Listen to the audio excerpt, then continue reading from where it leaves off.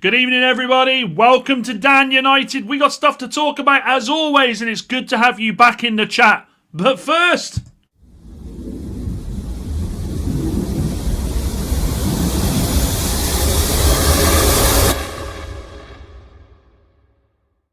oh my days, blood. I've missed you all. Do you know something? I always say I've missed you all when I've been away for a couple of days, but last night it felt like you'd all gone away for a couple of days. It was mad. YouTube were just running a madness, and we couldn't get any comments through. And I looked at other streams, I thought, is it me? Am I the problem? YouTube, is it me? But it turns out it was a YouTube problem. So I'm glad to have you all back tonight. I can see already people are able to comment. So make sure you get your comments in. We got plenty to discuss tonight. And look, we are going to talk about Casemiro replacements. There are Casemiro replacements out there. We know the obvious one is Elliot Anderson. But there are other ones that we are potentially looking at. And with good reason. But, do you know, I was going to start it with the Casemiro replacements. And then Ben Jacobs had to go and drop a whopper on us. And I've got to be honest, I've been having concerns over recent times about Gary Neville and his influence at Manchester United. And do you know what? I've been listening to him for the past few weeks, and he's been saying, I don't think Carrick should get it. I love him. I love Carrick. I love him. I don't think he should get it. And I thought, there's nothing to worry about. There's nothing to worry about. It's Gary Neville doing Gary Neville as always. However, then Martinez goes and appears on the overlap, and I was like, it's a bit odd. It's a bit odd. Why Martinez? Why Roberto Martinez? I think it's pretty obvious, chat. I think it is pretty obvious. Let's go to it. Manchester United have internally discussed Roberto Martinez as they create their shortlist for the permanent head coach. What on earth?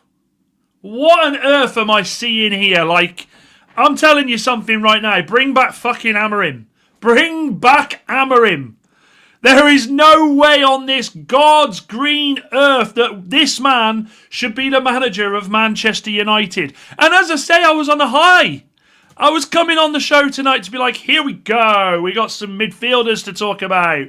We had a bit of a misery one last night. I couldn't get the chat going. Had to talk about the finances. Blah, blah, blah, blah, blah, blah. And then this comes. This guy here. I mean, look. I've got to be honest with you. It's like going to the shop. Right? It's like going to the shops with your dad and off you go for a wander. And when you get back to the car, your dad says, got you a surprise, mate. I've got you a surprise. And you think, oh my God, he's got me in a new United shirt. I knew I walked around Argos for no reason. I knew there was something in it, though. I knew at the end of it there was something. And you get in the car and he goes, here, son, here you go. And it's a fucking Hot Wheels fucking race car that you don't even fucking like. This guy, yeah, I'm looking at you. Absolutely no chance that Manchester United should be even contemplating this. Now, Roberto Martinez, however you want to say it, back in the day was an up-and-coming manager that, do you know what, I looked at and I went, yeah, this could be someone that we look at for Fergie. When Sir Alex Ferguson goes, we could look at a manager like this, and he's young. Love what he's done at his previous clubs, but do you know what? He went to Everton and he was trash. He was nah. And look, with it, he's the Portugal manager. I mean, how the fucking hell he's the Portugal manager? How the hell he got the Belgian job? Like, it baffles me. Obviously has connections with United through Bruno Fernandes, Diogo Dalot. Fantastic. Love that. Brilliant. Enjoy it. But utilise those connections for when you're managing. I don't want to see them. I don't want to hear them. I don't care. I literally don't care. Now, look, his stats. Look, as a manager, let's go into it quickly. Swansea City, he was there for 2 years. 2.5 years. 125 matches, 62 wins, 37 draws, 25 losses, win percent of around 50%, got them promoted from League One as champions. Lovely. Fair play to you. That's what we like. That's what we like. And wahaha, that is a very good impression of Dr. Evil. Then he went to Wigan, which I think personally is probably his best achievement as a manager. He went to Wigan and won the FA Cup, but got relegated that season. His win percentage in the end, looking at it, was 29%. That's fucking hell, that's poor. That's poor. That's poor, you know. Then he went to Everton. And Everton, it was 42%. Got Everton into the Europa League. Fantastic. Great job. Great job. But we're not Everton. We're not Wigan. We're not Swansea. Managers like this, nowhere near our club. I'm telling you right now. In fact, we'll do a poll. We'll do a poll for it. We will do a poll for it. Because I kind of think I know the way it's going. But would you take Roberto Martinez as the manager? Yes or no? Would you take Roberto Martinez as the manager? Would you even contemplate this guy? Don't worry, chat. He'll win us the Premier League with 100 million. Shabalabalulian. Fucking hell. And you know something? The book's out. The book is out. The jury's not out. The book is out. And I'm turning over a new page for this one because he should have gone in it ages ago. But for fucking Hose-Nose himself, Gary Neville, we fucking see what you're doing here, sunshine.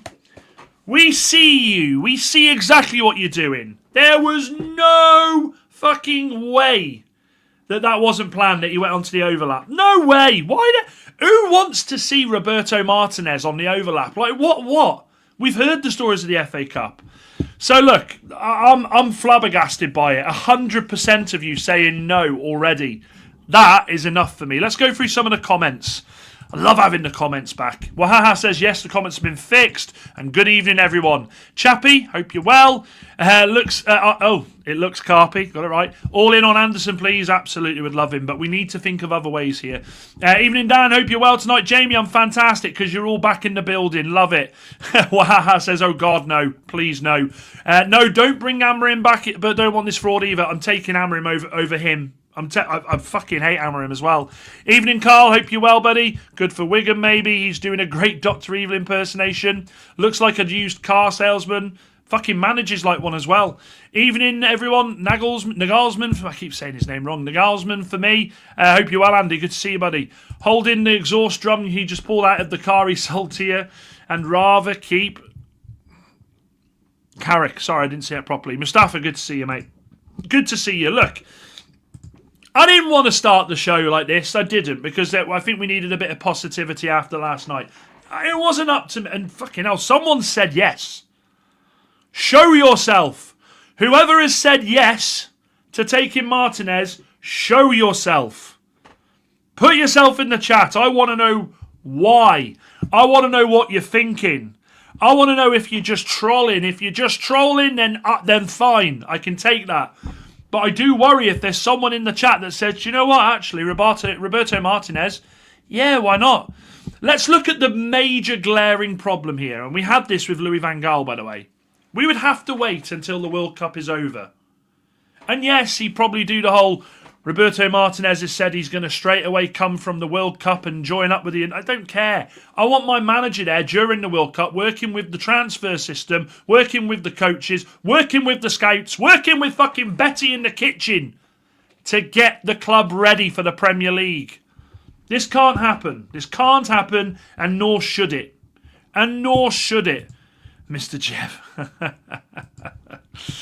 Look, I don't like starting shows like this, but we have to talk about the news. We have to talk. We do. You know, that's what we do on this show. We talk about the news. And put it this way: when I saw it, I nearly spat my coffee all over Mrs. Robinson, which wouldn't have been a good look for me or her, because she'd have pelted me in the face with her iPad. Now there are other news, and look, as I said, Casemiro's replacements now. The players that we're starting to see us linked with, I'm actually really happy with, because I said to you all a couple of nights ago that Manchester United cannot afford to go out there and sign spend 200 million on midfielders. We just can't. We can't. I'd be stunned if we could. Did I skip the comments on Gary Neville? Let me have a look. All in. I can only see the all in on Anderson one, dude.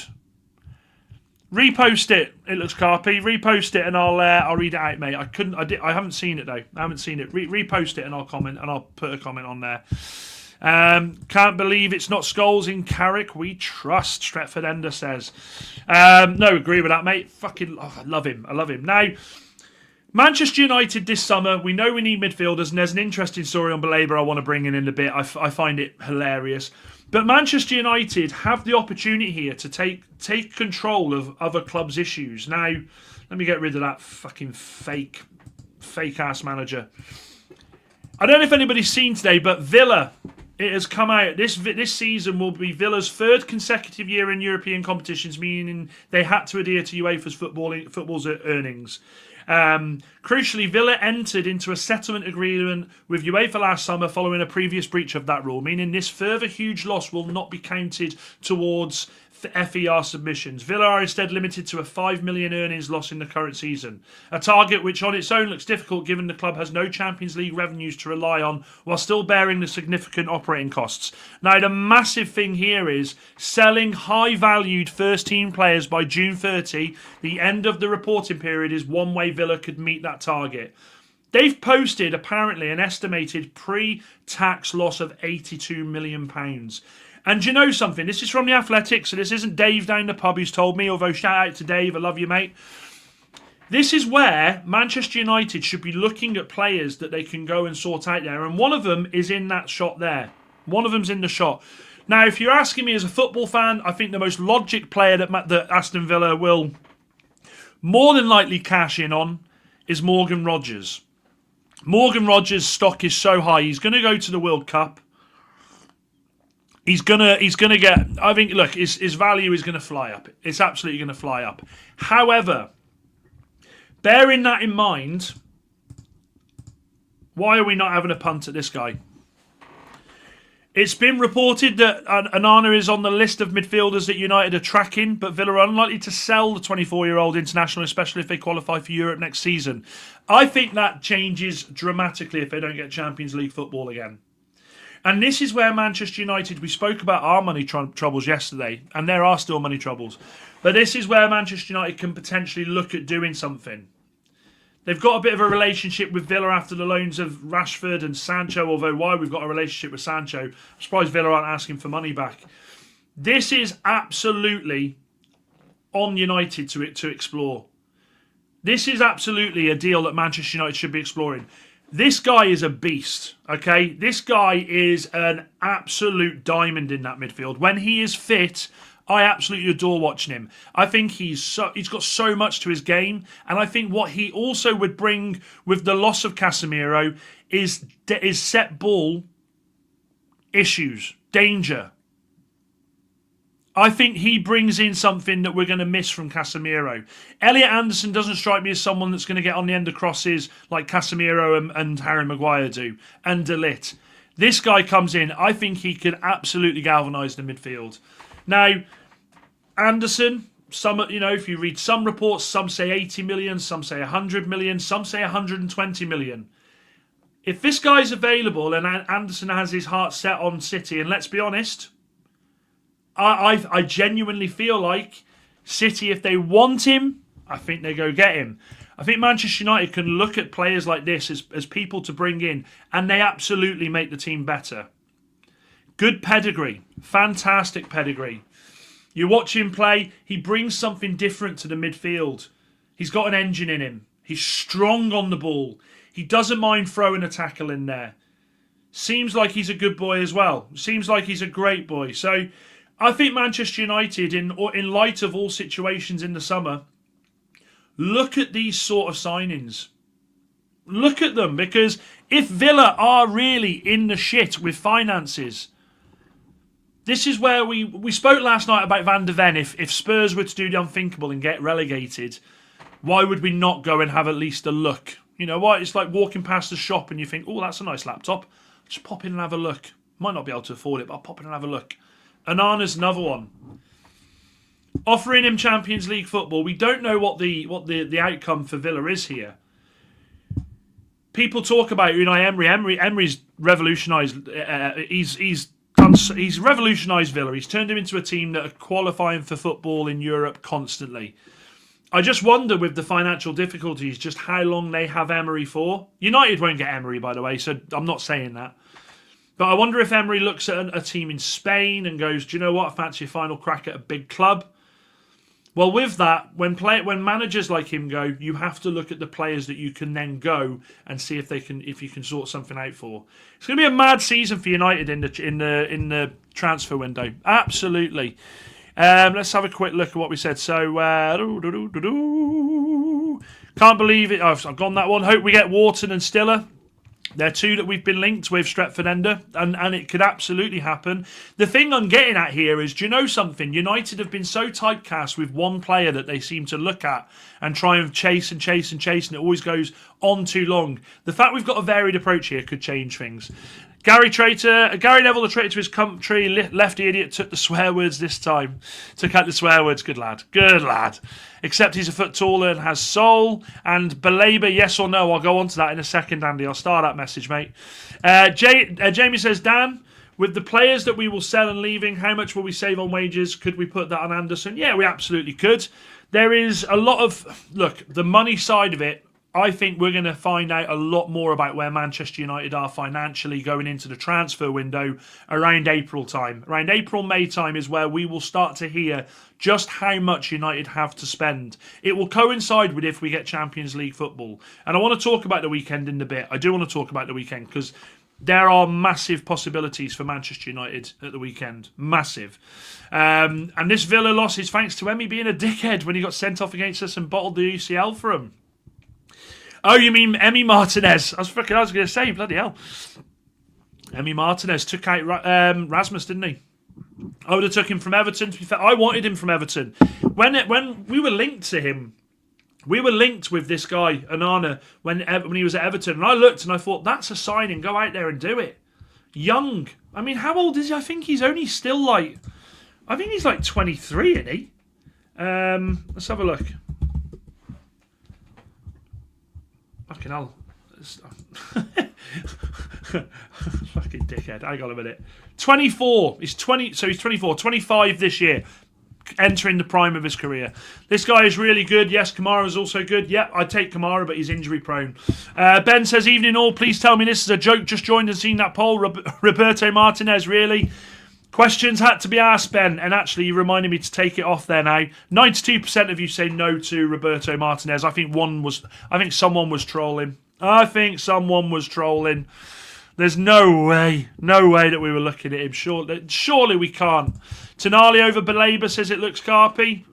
Yeah, but I think from what I speak to Pete, the Loaded Mag boys, I genuinely, I think he goes back to Italy. I think he's homesick. I'm worried about the name, says Chappie.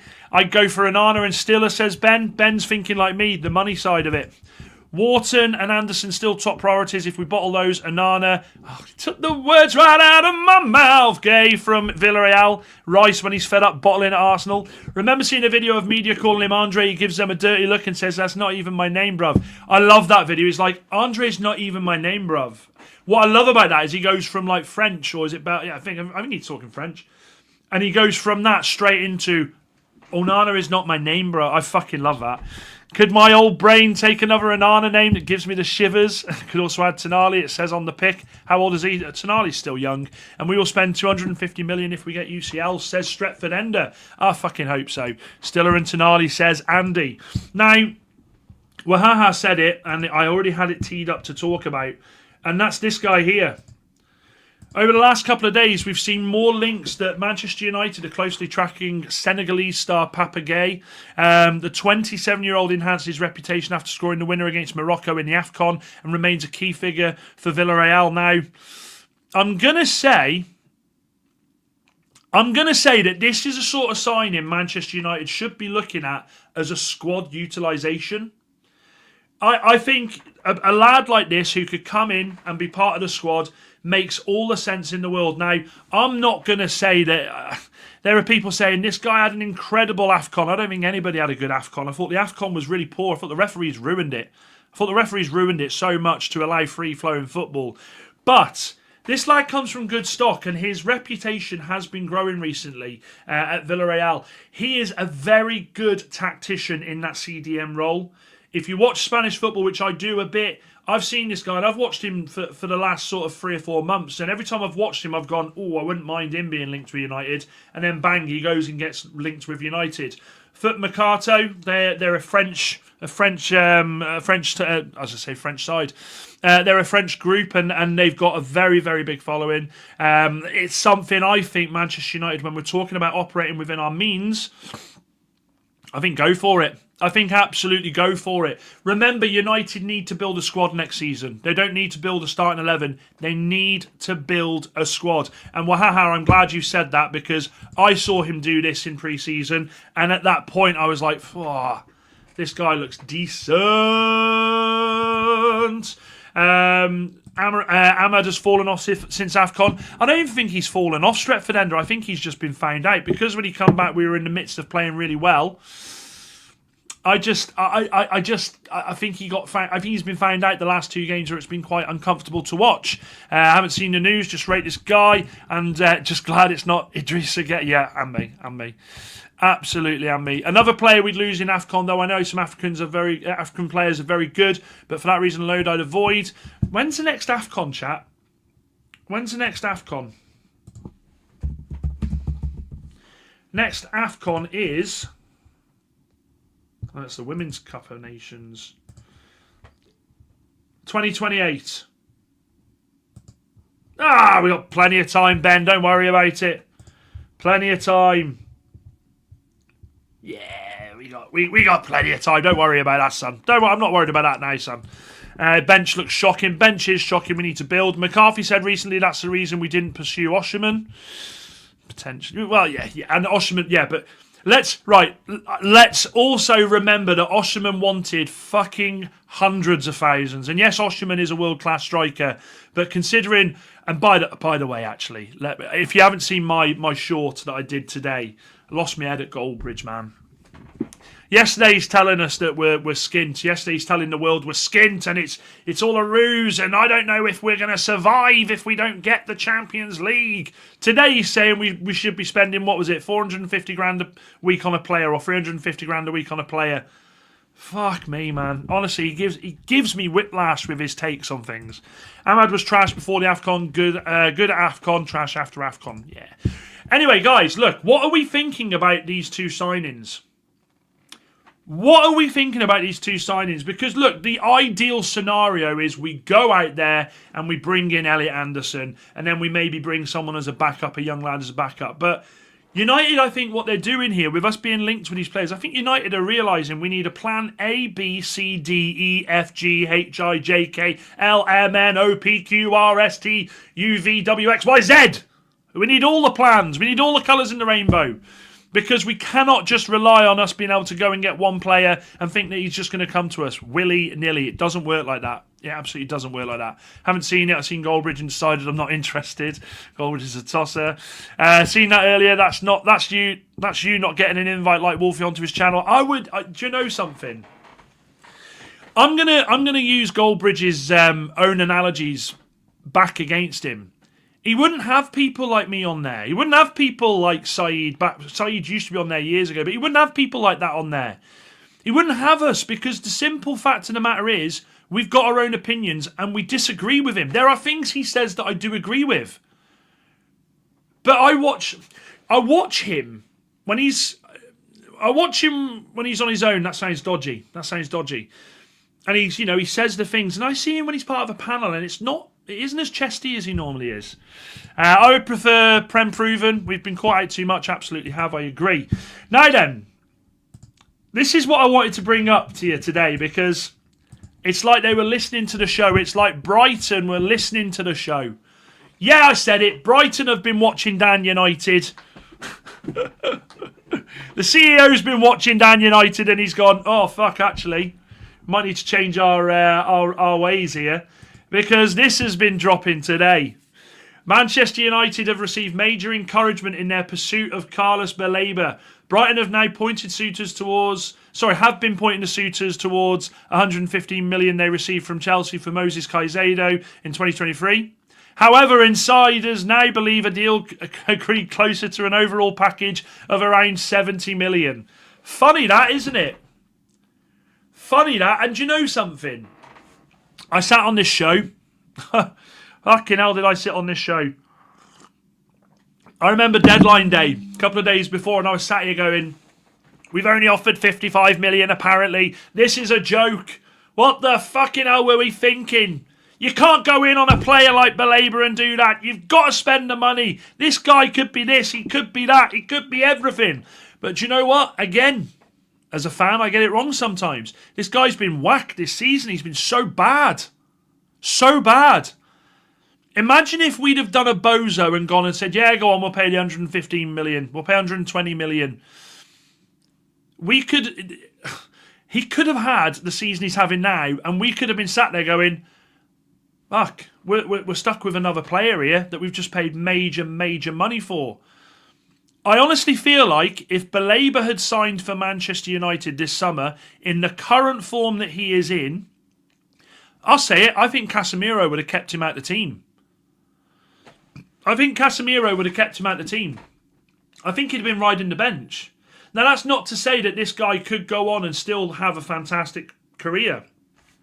And it might go back to that he was just sulking. You know, he's sulking, he didn't get the move to United, and he's kind of down tools. But, and this is where I will agree with Goldbridge, do we want a player that's got that in them, if that's the case? Do we want a player that's potentially got that in them to sulk and throw in an absolute mare of a season if he doesn't get his own way? What if he come to United, had 2 or 3 good seasons, and then the likes of Madrid went, we want him now? Would he do the same for us? I wouldn't pay 70 million for Baleba. In fact, I'll ask you, chat, how much would you pay for Baleba at the moment? Because for me, and Brighton fans won't like this, Maz, if I ask him this, Maz would fucking hate this. I ain't paying more than 45 million for Baleba. I ain't. And actually, I would go as far to say Manchester United, if they really wanted Baleba, are probably in the driving seat here, because now they're releasing saying, well, they would potentially be happy with a package around 70 million. Well, doesn't that make United go, all right, and we'll give you 50 million and we'll put add-ons on there. Take it or leave it. I think Brighton tried to play hardball and they've been famed for doing it so well. Brighton have made so much money from unearthing gems and then selling them on. But this is the first time I think greed has got the better of them. Because I think if they'd have said to United in the summer, I'll tell you what, look, we don't want to get rid of him. We ain't selling him for 55 million. Give us 90. I reckon United would have done that deal. I genuinely think United would have found the cash and done that deal. But they didn't want to. They saw him as the next Caicedo. And they went, whoop, nope, this guy's going for 115, 120 million. Pay it or fuck off. And do you know what happened? We didn't pay it and we fucked off. And now, on the back of him having a fucking horrendous season, we're staying fucked off. Let's have a look at what he's saying. Wahaha says, yeah, fuck off Brighton. We'll take Danny. I'd take Danny Welbeck. I'd still take Danny Welbeck back next season. I love him. He destroyed us last season. He did, chappy, but this is a new season, and I thought he's been poor. I don't want him. 50 million, says Max. 40 tops, says it looks carpy. Not paying anything, says Wahaha. Chappy says 43 million. I like how precise you are there, Chappy. That's beautiful.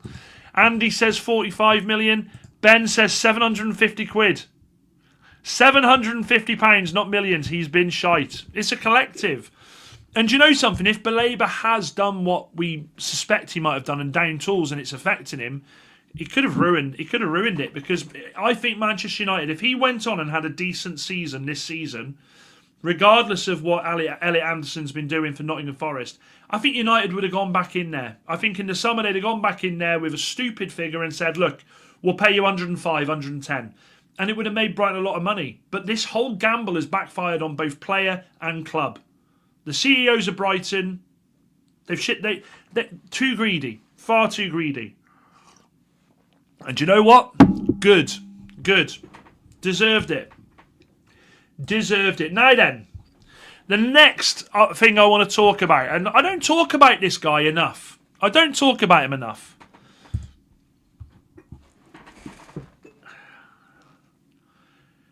Let me ask you a question in the comments and keep it clean. Keep it clean. What were you doing at 15? When you were 15 years old, what were you doing? What were you doing? I'll tell you what I was doing. I was watching videos of Keeley Hazel. There we go. Straight away turned it, didn't I? I was watching videos of Keeley Hazel and I was playing Metal Gear Solid in my bedroom. Or I'd go out and have a kick around at the park. At 15 years old, JJ Gabriel is looking like a player that Manchester United are definitely throwing all of their eggs in the basket in, by the way. He wanted to leave in the summer. And what happened? Wilcox, apparently doing something right for once, convinced him to stay. And I think offered him a clear pathway if he continued to progress to where we all want him to be, which is the first team. Now, 15 years old, he's got 16 goals in the under-18s. He's already playing in an age group 2 years above him. He's already playing in an age group 2 years above him. And this kid, and I will say kid, this kid is lighting it up. Michael Carrick apparently had said that if United was still in the FA Cup, there is a chance they would have fought to get him involved. One thing's for certain, I'm telling you this with every bit of fibre in my being. He will be on the pre-season tour. JJ Gabriel will be on the pre-season tour. He just will. When's he 16, by the way? Is it October? Is it September or October? I think it's October. It might be September. October. 6th of October, 2 days after my wedding anniversary to Mrs. Robinson. Let's have a look at what you were doing when you're 15. Max goes straight in with smoking weed. Weed and alcohol, says it looks carpy. Where's the lamb sauce? I can't say it, otherwise my comments will get blocked again. Yeah, that's the reason all the comments were blocked. It was definitely you. It's definitely you, Ben. Love JJ says it looks carpy. Taking my O-levels, says Chappie. I was probably watching Terra Patrick games and playing Oblivion. Terra Patrick. In my youth, Terra Patrick. This kid's got the world at his feet. I'll tell you one thing, I'm so glad he's not 16 now, because if he'd have made a couple of appearances for United and looked good, you know what would have been said? Oh, late push for the World Cup squad, like they did with Diamond before he got injured. I heard Arsenal fans waxing lyrical over Diamond. This kid apparently could be better. This kid could be better. He could. And I think we're going to see this lad really pushed forward towards the first team. He's already trained with the first team a few times as well. No, not 31st of October, Chappie. Yes, she absolutely bloody was, you know. Wahaha. 60 years on, still smoking. And you know what he's got behind him? And this is something that this is when you look at what's been happening since Amorim left and Carrick took over. This is something that just makes you proud to have Carrick at the club. This is Carrick, Woodgate, Stevie Holland watching the under-18s. They have been to watch the under-18s. They have been keeping close eye on the youngsters. They have been there offering their support. They drove all the way to Oxford during the break that they had to go watch the youth players. Carrick isn't stupid. And do you know something? Who else used to do stuff like this? Who else was always in and about where the youth football was to keep an eye on our young stars and see how they're getting on? Sir Alex Ferguson. Now, I am not comparing him to Alex Ferguson. Of course I'm not. But what I am saying is that this is Manchester United's DNA. And we talk about the DNA counter-attacking football, blah, blah, blah, blah, blah, blah, blah, blah, blah, blah, blah, blah. But the DNA of Manchester United, at the heart of it, is the youth. Bringing through the youth. Giving them that pathway to join the first team, to hopefully one day come on and become a legend at the club. And you know something? Recently, in recent years, we haven't had much to really scream about with youth players. Garnacho, for 5 minutes. The overhead goal against Everton, we all went, oh my God, we've got a star. And then he showed his true colours, turned out to be a knobhead. Mason Greenwood, the less said about him, the better. Mason Greenwood should have and could have been and should have been the man that would be leading Manchester United now. Should have been. Absolutely. Probably one of the best talents I've seen come out of Manchester United in 30 years. Just incredible. But what we've got here is a management trio there who are appreciative of the youth players that are coming through. Trevor Binion as well. They're all appreciative of what we've got looking likely to come through into that first team. And do you know something? I think Carrick's a great guy for him. I think he's a great manager for him. I think he'll nurture him. What we don't want to see is we don't want a manager to come in like a Roberto Martinez and ruin this kid. This kid is going to have a lot of people in his ear telling him that he is the next big thing. And at the moment, with his stats, with the goals he's scoring, and if you look at some of the goals he's scoring, they are phenomenal. You'd have to say the world is at his feet, and you'd have to say that the potential is through the roof as to what this kid would do. But you also need a manager that keeps these kids grounded. You also need a manager that doesn't just care about the talent, but cares about the person that they are. Carrick strikes me as the sort of person that would absolutely be doing that for JJ Gabriel. Ben, at 15, I was buying a pack of 20 every day and selling them individually to lads at school. Paid for my weekends out. Fucking Jordan Belfort here. Sell me this fag. Wahaha says good. He seems he's trying to keep the job after this season, and at this point, Carrick's got to have a chance, in my opinion. Absolutely. Look, I don't think for one second that. Although the Martinez rumours terrify me, because you can't...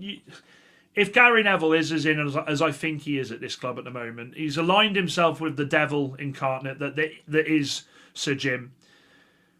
You can't help but worry when these links happen, and the fact he's got them on the overlap, there's no way that them two coincidences happen. It just doesn't work. It doesn't work. Roberto, we'll get you on. Fuck me, you're linked to United. I didn't have a clue. That's so bizarre, because I've been slagging off the fact that people want Michael Carrick. I've been saying I love him, but you know we need a world-class manager. Roberto Martinez is not a world-class manager. Yeah? He is not a world-class manager. I can't help but when I look at this picture, it just makes me so happy. It honestly makes me so happy. That's a management trio right there. That is a trio that I can get behind for Manchester United. And if he continues to do what he's done this season, which is bringing the players back to a sort of level of consistency that we have not seen for such a long time, then I'm all for it. Get us Champions League. Bring in some players for him. Give him a 12-month contract and let's move forwards. Let's absolutely move forwards. Max says he'd be bullied at the moment. Yeah, of course he would. He's 15. He's not Wayne Rooney, is he? Wayne Rooney at the age of fucking 4 had the body of a bloke, didn't he? Do you know what I mean? He come out of the womb with a fucking six-pack. Six-pack, I wouldn't say six-pack. He was hench though, wasn't he? He was hench. Yeah, so there we are, guys. Look, as I say, I wanted to talk just about the transfers today, but the Roberto Martinez stuff absolutely terrified me to my core. Now, one thing I did want to talk about here, and let me just bring it up a second, because obviously we have Crystal Palace this weekend. Let me just have a look how they're getting on. They're winning 1-0. Let's have a look at the squad they've put out.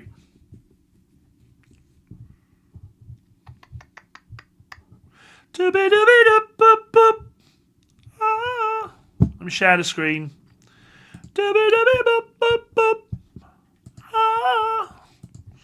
I better not do that again. I got fucking copyrighted for singing the song about fucking Benjamin Sesko.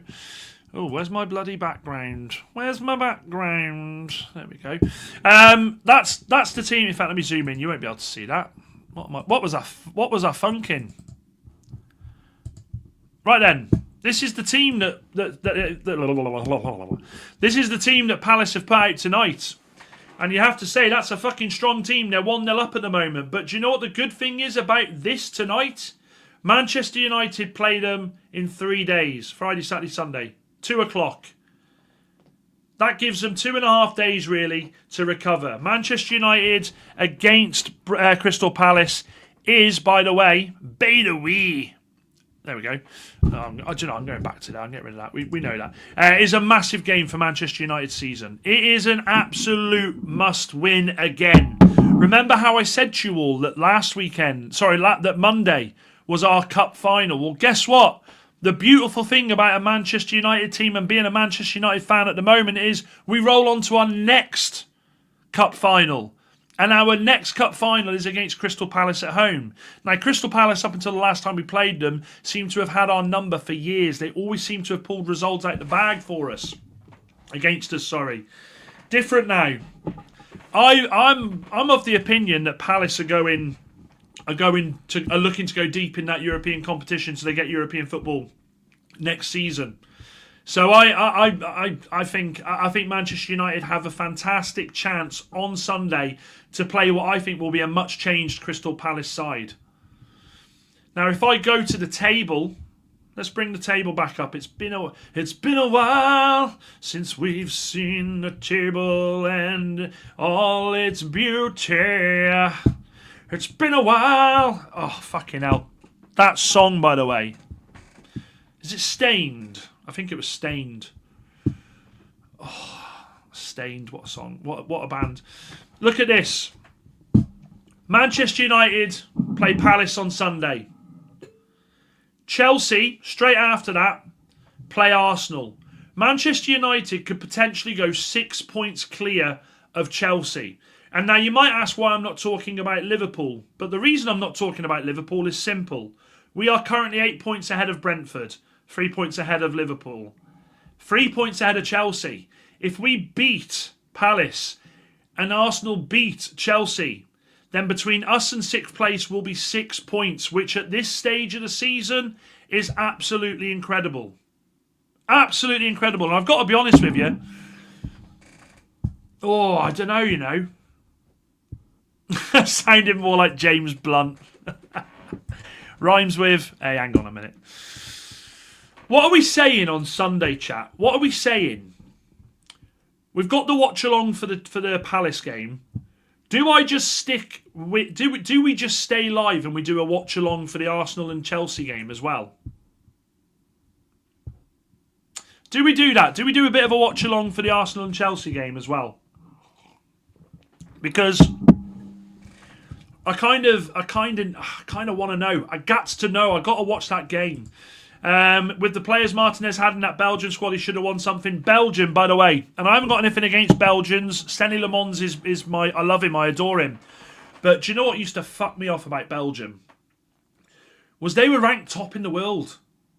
They hadn't won a fucking thing. And they were ranked... They were top. It used to fry my head, that did. It honestly used to fucking infuriate me. Jamie says, to be honest, Dan, I can't stop worrying about us getting Southgate. Southgate he don't want a job. He doesn't want Premier League. I'd be very surprised. And yeah, well, it is very much their best 11. I don't know. I need to drop him a message. Actually, I haven't heard of him. He was busy Monday. He had some recordings to do, but I've just been so busy with work. He lives one door down, but I think tonight's plough night. So he's probably at the Plough, giving it a good old sing-song. So anyway, fuck off. We'll stay clear of Chelsea. They have the damnedest run of fixtures. I love the way you talk sometimes. Wahaha. So I hope Chelsea lose now. I need Arsenal to win. Yeah, okay, we'll do it. I think we should do it. I think we should absolutely do it. I'm working on something for the World Cup. I am working on something for the World Cup. Now, I'm going to be honest with you. I might do a couple of England watch-alongs, but it's the World Cup and you've got to be at the pub to watch England in the World Cup. And the fact that we're playing late at night as well, I mean, what better excuse is there than to go to the pub and watch England? However, I was looking at the fixtures of the World Cup today, and I've got my eye on doing as many watch-alongs during the group stages of all the games as I can. I haven't spoke to Mrs. Robinson about it yet, but she'll be fine. She'll be fine. I love football. I love watching football. And what better way to enjoy the World Cup than to be able to do watch-alongs all the time? I could be sat here with nobody watching along with me. I don't care. I can still sit there and watch it and enjoy. I can still do it. My choice. Let's have a quick look and see if Palace are still winning. Palace are still winning. Fenerbahce have got a goal. Oh no. Have they got a goal? No, it's offside. Yeah, so that's what I'm thinking. That's what I'm thinking anyway. Now, tomorrow night I have... Yeah, honestly, it looks carpy. England have broken my heart too many times as well. Mrs. Robinson is actually banned from wearing an England shirt. She's banned. She's absolutely banned. Is it only me that doesn't want Arsenal to win the league because of the fans thinking they're winning everything this season? Yeah, well, it is. It's one of them, innit? It's one of them. Support your fellow UK citizens in in Northern Ireland in the playoffs. Northern Ireland aren't in the playoffs, are they? Let's have a look. Who's in the playoffs for the World Cup? Hang on a minute. FIFA World Cup playoffs.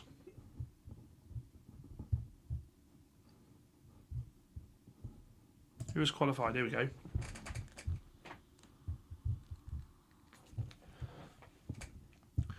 They're all in there, actually. Northern Ireland, Republic of Ireland and Wales. Parfait. Hang on a minute. Oh, Northern Ireland against it. I mean, fucking hell. You worry for Northern Ireland against Italy, don't you? Wales have got Bosnia. I might do a watch along for the playoffs. I might do it. Might have a look. No, Jamie, I'm with you. Add Arteta to the reasons. Arsenal will bottle it again. Evening all. Evening, Anthony. Good to see you, mate. He says, hope we all smash. Yeah, I hope you are smashing the like in as well. And guys, let me just say as well, it's been so nice to have you all back with comments tonight. Last night at times, I felt like I was talking to myself. I thought you'd all deserted me. I thought there were people just watching and not talking. So thank you very much for coming back. Wales have a team. Fucking hell, Ben. Steady on, Ben. I think Chappie's Welsh. Be careful. Be careful. Be careful. Guys, what I was going to say as well is tomorrow night I'm at a Works event tomorrow night. Yeah, we've got a Works... what have we got? It's a Works... Fucking hell, I don't even know what it's called. Team bonding nights. We've got a quiz and all that. So I won't be live tomorrow night. I've got Elvino will flow. So yeah, I won't be live tomorrow night. However, I have done a video on Chida Obi because look, there's stuff that needs to be mentioned about that lad. So I'll probably release that tomorrow, and I might do a couple of shorts. You might get a drunken one tomorrow night. Who knows? But yeah, look, it's Thursday Eve, so enjoy your evening as best you can. Share your wives' night type of bonding. I'm just trying to think. Nah. Mrs. Robinson's, of course, number one, isn't she? Team bondage night. Fucking hell. There's a guy called David Finley who works for us. Fucking hell. Oh, the thought of David Finley in bondage absolutely terrifies me. Anyway, we're going to leave it there, or else I'm going to get taken to court for mentioning names. Guys, enjoy your Thursday. Take care of yourselves. It's Friday tomorrow. Go and attack the day. Give it everything. We've got one more day left. Then it's the weekend. Sunday, we will be doing the live watch-along of United versus Palace, and then I think I'm going to stick around for the Arsenal-Chelsea game. We'll see how we're feeling. Not for me. Take your nasty ass wives out of here. Fucking hell. Enjoy your evenings, guys. Take care of yourselves, and thanks for the support as always. Adore each and every... Oh. Damn, what nights... I do every night, to be fair, Andy. I do every night. I missed a few because, honestly, my job at the moment is so stressful. I work in commercial insurance, so I manage a sales team. And the thing is, just before I go, a lot of these YouTubers are full-time, and that's why their content is fantastic. It is. Even Goldbridge's is good. But the problem is they're full-time, so their days are dedicated. I mean, LB, I'm so jealous of LB. He's a full-time YouTuber. Potts is a full-time YouTuber. I would love nothing more than to be a full-time YouTuber. And hell, maybe one day if this channel grows and, the support keeps coming in, then maybe one day we will. But doing YouTube, having a full-time job, having 2 cats and a beautiful wife, it is fucking hard. And there are some nights where I do come on here and I go... Honestly, there's been nights where I've gone to come on here, and before the camera goes on, I'm like this. Oh, God, I'm like this. And then I hit live, and I'm like, hey! Let's go. So it is hard, but every night normally, Andy. Every night normally, bar Saturday because it's Mrs. Robinson's night. That is, but yeah. I mean, consistency is what we want, and we are getting the consistency. When the World Cup comes on, I can't wait because we're going to be doing so many shows with that. I might even book a week off work for that. Normally do, but yeah, that's where we're at, Andy. And as I say, and with you, mate, thank you so much for your support. You've been an OG since the TikTok days, so thank you, mate. Chappie, take care of yourself, mate. Ben, good night, mate. And yes, make sure you are liking on the way out. And as Wahaha says, and it is so true, get some rest and preserve your mental health. Absolutely. We will take Mrs. Robinson off your hands. We will take. Fucking hell. She's got expensive tastes, Mrs. Robinson. That's all I'm going to say. Keep it up, Dan. I love you too, Lux Carpy. I love you too. And thank you, Max. I appreciate it. Take care of yourselves. Enjoy your evening. Dan United, Bryan Brigade. Much love to you all. Love you all.